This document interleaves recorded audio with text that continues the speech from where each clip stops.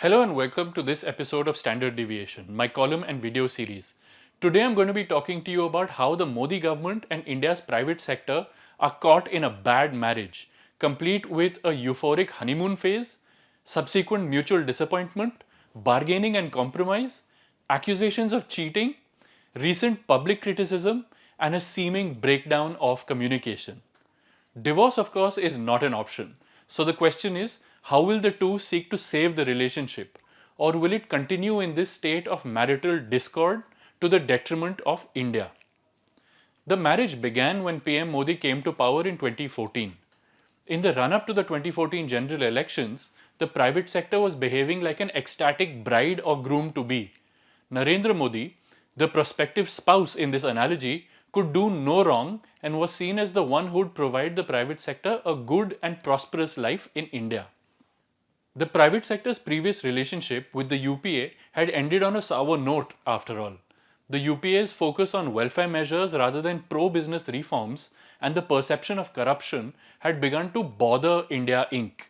The post 2014 honeymoon period with the Modi government lived up to its name. According to CMI data, the total number of projects announced by the private sector grew about 20% in 2014-15. This number kept rising over the subsequent couple of years. New relationships are full of loving promises, after all. But as anybody in a healthy relationship will tell you, promises only go so far. They need to be backed up with action. Despite the seemingly cheerful investment atmosphere at the time, reality painted a less happy picture. Private sector gross capital formation as a percentage of GDP, which is a metric of the sector's actual investments, stood at 24.2% in 2013-14, a year before this relationship started. 1 year into the relationship in 2014-15, this slid to 23.1% and fell further to 21.9% by 2019-20. The private sector was clearly not committing to the relationship. The somewhat jilted government then took a radical step to get things back on track. Somebody has to make the first move, right? In 2019, it cut the corporate tax rates drastically from around 30% to between 22 and 25% and even to 15% for new manufacturing firms. If the private sector wanted a more conducive and comfortable home environment, then the government was there to provide. But soon after, tragedy struck. Both sides of the relationship were dealt a body blow by the COVID-19 pandemic. While the government had its hands full trying to take care of the kids, in this analogy, the Indian public and the MSMEs, the corporate sector was focused on ensuring business continuity and profitability. The pandemic brought with it a pause in the government corporate sector relationship troubles. Each side gave the other time to recover. The private sector used this time to reduce its debt levels and repay large chunks of the more costly loans that it had taken. Corporate debt, not counting the financial sector, actually fell by about 2% by March 2021. The government, of course, bore more of the pandemic brunt, with its fiscal deficit shooting up to about 9.2% of GDP in 2020-21. But it was able to quickly bring this down steadily over the next few years to 5.6% by 2023-24.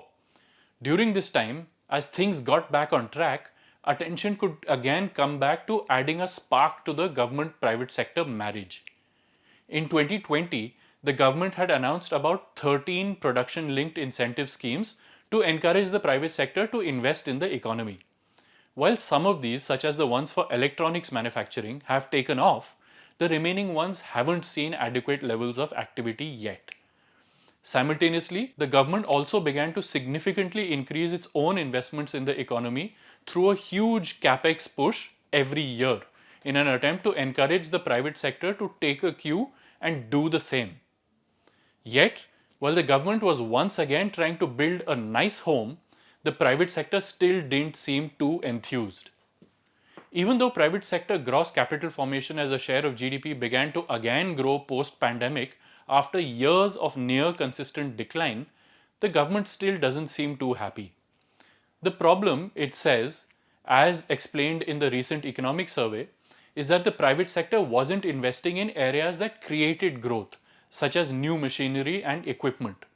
It's like if your partner showed that they were spending money, but that it was largely going towards beer and gaming PCs rather than things that could actually increase your household's income.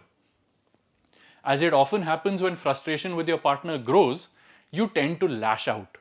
Public criticism and sensational accusations, such as of cheating, soon followed. Remember PM Modi's pre election accusation that tempos of black money from Adani and Ambani were going to the Congress? Or how the economic survey said that the private sector had a substantial and myopic contribution to the toxic mix of India's social media and fast food addicted habits. Another indication of an unhappy relationship is passive aggressive communication by both sides, even when they're speaking to each other. On the one hand, PM Modi spoke to business leaders at the Confederation of Indian Industries post budget conference last month in glowing terms, painting a rosy picture of the opportunity that lay before them in India. On the other hand, just a few hours later, and at the same conference, Commerce Minister Piyush Goyal scolded the assembled corporate leaders for being too self centered.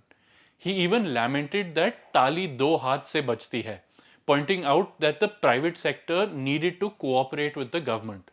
Now, that's a plaintive plea from a frustrated partner if there ever was one. Finance Secretary TV Somanathan, meanwhile, pointed out that it was the private sector that was not communicating well enough. In a post budget interview with ThePrint, he spoke about how industry leaders either only ask for incentives and tax cuts or only tell the government what it wants to hear. Talk about a communications breakdown. The thing is, a large part of Somanathan's criticism rings true. Look back over the last 10 years and try to find any corporate leader who has publicly voiced any sort of criticism of the government. You'll find next to nobody. Yet, if you speak to these leaders privately, all they do is crib about tax officials and rates, onerous business compliances, and low to mid level corruption. The government and corporate India need marriage therapy and honest talk.